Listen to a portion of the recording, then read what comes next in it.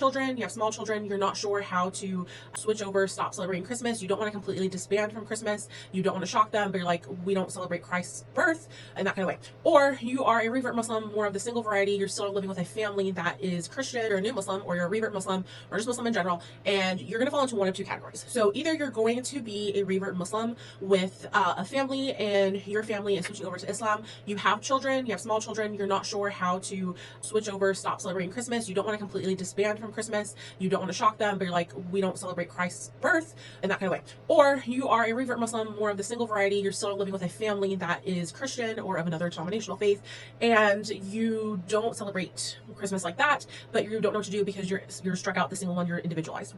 All right, so I'm going to address the first.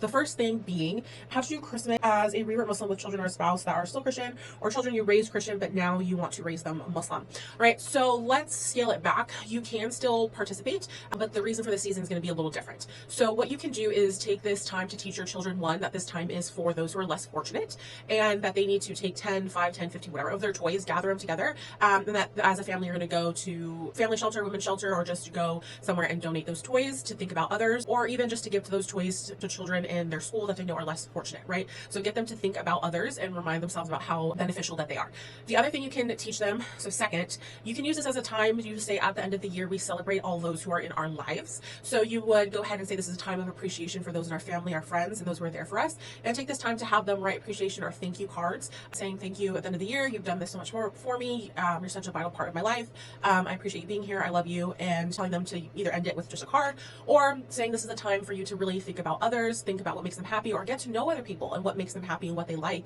and then think about a small little token of appreciation that will signify to them that they have listened to them, that they know them, that they've taken the time out, and here's a little present, right? So we can still celebrate Christmas, interact with people, but now it's no longer a celebration of Christ, it is remembering of those in need, charity, as well as remembering those in our family, friends, community that we appreciate and showing them that appreciation.